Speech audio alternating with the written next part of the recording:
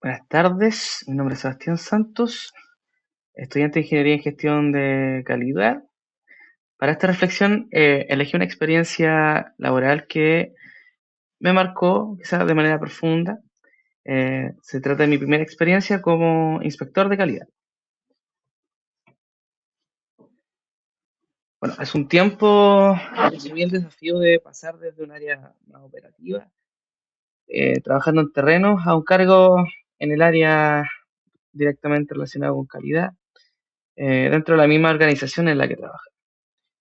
Entonces, ¿qué ocurre? Que un día para otro dejo de ser uno más del equipo para convertirme en la persona que venía a inspeccionar, de alguna manera rebatir lo que estaba haciendo el resto, definir lo que estaba bien y lo que estaba mal, a señalar no conformidades y a revisar obviamente el trabajo de los que hace un par de días eran mis compañeros, mis jefes, capataces, supervisores.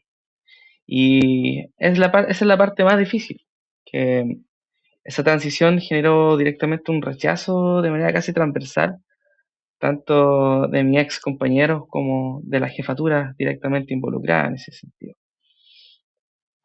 ¿Mm? ¿Cuáles son los efectos ocasionados? ¿Qué es lo que generó esto en mi persona? Eh, Todo lo relacionado con una frustración constante. Yo no diría que esto me desmotivó a seguir trabajando, pero sí generó una tensión importante en las actividades diarias. Va de la mano con el siguiente punto, que son las tensiones en las actividades, en donde principalmente las personas dejan de ver la inspección como una oportunidad de mejora y pasa a ser una discusión, una pelea, algo que puede estar, algo que pasa a ser bueno o malo. ¿Mm? Eh, la resistencia al cambio, ¿cierto? De observar, en el caso de una jefatura, de observar a quién fue tu subordinado, a ser alguien que está a la par tuya, un día para otro, que es complejo, complejo. Y obviamente la falta de legitimidad. Eh, Desde las personas que llevan mucho más tiempo trabajando, hasta de tus propios pares que les cuesta entender este cambio. ¿Mm? ¿Cuáles son digamos, las observaciones que se vieron en las personas que rodeaban esta actividad, ¿cierto? Estaban centradas en una actitud mucho más defensiva de parte de quienes estaban supeditados a esta inspección. ¿No? Eh, Se me comenzó a excluir, digamos, de las conversaciones más banales que podían tener las personas. Era mucho más difícil hacer una broma o tener una conversación más amena con quienes eran tus compañeros debido a esta misma situación. Eh, en los casos más extremos, incluso un par de agresiones verbales. Esta suerte de ocultar un poquito los errores que ocurrían en terrenos que se avisaban a otros inspectores, pero no a mi persona, ¿cierto? Para evitar la, la- la impugnación que podía haber respecto a estos temas. Entonces, ¿cuáles son los impactos en aquello? Obviamente, se va perdiendo de manera muy rápida lo que es la transparencia en las distintas actividades. Eh, Se ve perjudicada esta relación, ¿cierto?, mutua que debe existir y empieza a verse una enemistad que pasa desde la inspección, sino desde lo personal. Por lo tanto, también la calidad se ve perjudicada, porque no hay una buena relación, no hay un buen feedback, no hay una comunicación que sea directa, de manera horizontal o de manera vertical, entre pares, entre calidad, supervisión o entre calidad y trabajadores. Y se ve, ¿cierto?, este cumplimiento de una manera forzada, una obligación, algo un poco más molesto. Entonces, estas situaciones fuerzan a todo el equipo en completo. Entonces, ¿cuáles son las relaciones, digamos, o pasar desde la teoría a la práctica, ¿cierto? El clima laboral y el compromiso con la calidad, ¿cierto? El texto señala que un clima deteriorado puede obstaculizar la participación y aumentar la resistencia al cambio.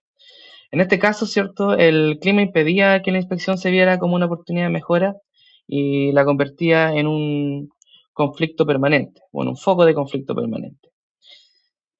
Respecto a la comunicación efectiva, que es el segundo punto, ¿cierto? El material destaca la importancia de una comunicación que debe ser empática y bidireccional.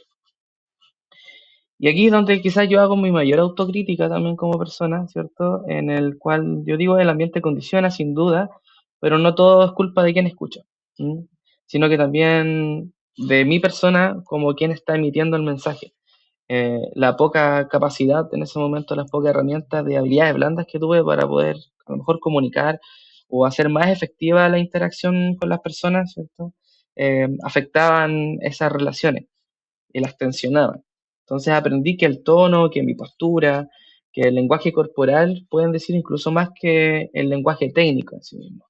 Eh, que es importante poder comunicar en fácil, ¿no? Que es la parte más difícil, ¿cierto? Explicar en distintas tonalidades, entendiendo y dependiendo del contexto en el cual uno se encuentra y con quién se encuentra. Entonces, el tercero tiene que ver con el liderazgo transformacional, ¿cierto? Que el texto describe al líder transformacional como alguien que inspira y genera una gran confianza. Y en ese momento, obviamente, me faltaron a mí, en lo personal, herramientas para gestionar este cambio y generar estos puentes, estos lazos, ¿cierto?, con el equipo, en donde se pudo haber utilizado quizás de mejor manera esta relación anterior que ya existía a favor mío. Y es algo que quizás no supe aprovechar en su momento. Y obviamente la resistencia al cambio por parte de mis pares, que me veía más como una amenaza que como un aporte en lo que se refiere a la calidad. Y esto suele ser bastante natural cuando existen este tipo de modificaciones, cuando existen ascensos dentro de equipos de trabajo. Y en ese sentido esto se manifestó como una defensa y en ocasiones más extremas, eventuales, al cambio. ¿Mm? Entonces, bueno, ¿qué podemos concluir de todo esto? Una parte importante es que los libros no enseñan todo, la autocrítica debe ser parte de la formación profesional, que las habilidades blandas deben estar al centro de la comunicación, que es importante la cultura como la comunicación efectiva, ¿ya? Comunicar claramente, de manera efectiva y empática lo que se quiere decir. En ese mismo sentido, utilizar la comunicación debe ser una herramienta de acción, debe ser una herramienta para poder llegar, comunicar, transformar y generar cambios en el equipo. Saber ubicarse, obviamente, dentro del contexto, ¿ya? Es distinto el lenguaje que uno debe utilizar cuando habla con un jefe, a cuando habla con un supervisor, a cuando se habla con las personas trabajadoras que componen el equipo. También entendiendo los niveles educacionales de cada uno y el nivel de manejo técnico de un lenguaje técnico que puede tener cada persona. Y obviamente el rendimiento, perdón, personal se va a ver afectado según las condiciones del entorno. Si hay un clima laboral tenso, lo más probable es que el rendimiento personal tienda a decaer. eh, Muy por el contrario, cuando existe un buen clima laboral, eso permite y genera eh, el enfoque en otras situaciones, ¿ya? En hacer cambios, en hacer mejoras, que afortunadamente es lo que ocurre hoy día en el trabajo en el cual me encuentro. Entonces, se ha notado, se han mejorado condiciones, se han mejorado los lazos, se ha permitido tener una mejor conexión tanto a nivel de jefatura como a nivel horizontal entre inspector supervisor y con y para los trabajadores. Entonces, como frase final, las organizaciones solo aprenden a través de individuos que aprenden. Y la verdadera comunicación no es solo transmitir información, sino que crear comprensión compartida que transforme la cultura. Una pequeña frase de Peter Senge. Así que esa ha sido la reflexión respecto de este trabajo número 10 de calidad total. Muchas gracias por todo y nos veremos en la próxima.